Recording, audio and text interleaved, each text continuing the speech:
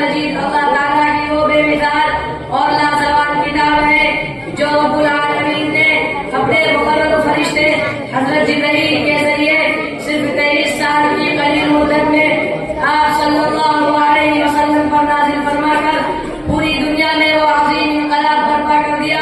کہ آج تک کوئی بھی شاعر، کوئی بھی منصف، کوئی بھی ادیب، کوئی بھی خطیب اور کوئی بھی فصیح اللسان شخص نہ تو اس جیسی کتاب لکھ سکا، نہ اس جیسی ایک سورت لکھ سکا ہے اور نہ ہی اس جیسی ایک آیت لکھ سکا ہے. نہ کل لکھ سکا تھا، نہ آج لکھ رہا ہے اور نہ ہی قیامت تک کوئی بھی لکھ سکے گا. اس لیے کہ قرآن مجید کو اللہ تعالیٰ کی طرف سے وہ خصوصیات اور امتیازات حاصل ہے جو دنیا کی کسی بھی کتاب کو حاصل نہیں ہے.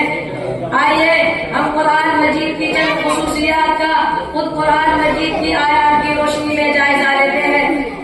میرے محترم بزرگوں اور ساتھیوں،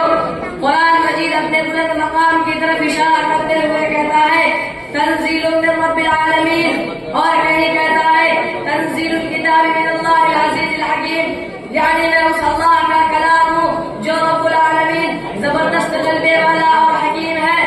قرآن مجید اپنی حقانیت کی طرف اشارہ کرتے ہوئے کہتا ہے ذالک الکتاب لا ریب فیہ، میں ایسی کتاب ہوں جس میں شک و شبہ کی بالکل گنجائش نہیں ہے. قرآن مجید اپنے پاکیزگی کی طرف اشارہ کرتے ہوئے کہتا ہے لا یمسہ الا المطہرون، کوئی بھی شخص بغیر وضو کے مجھے نہیں چھو سکتا ہے.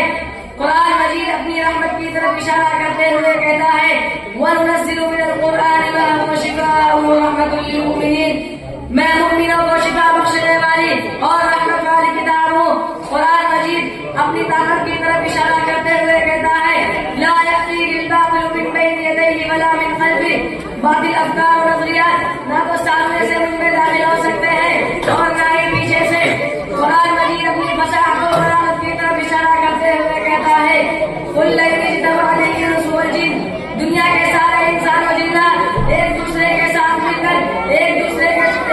کے مددگار بن کر بھی مجھ جیسی کتاب نہیں لکھ سکتے ہیں. قرآن مجید اپنے رحمت کی طرف اشارہ کرتے ہوئے کہتا ہے وَإِذَا قُرِئَ الْقُرْآنُ فَاسْتَمِعُوا لَهُ وَأَنصِتُوا لَعَلَّكُمْ تُرْحَمُونَ، جب مجھے پڑھا جائے تو تم خاموش ہو جاؤ، ہو سکتا ہے کہ اس کی وجہ سے تم پر اللہ کی رحمتیں نازل ہو. قرآن مجید اپنے دوام اور بقا کی طرف اشارہ کرتے ہوئے کہتا ہے اِنَّا نَحْنُ نَزَّلْنَا الذِّكْرَ وَإِنَّا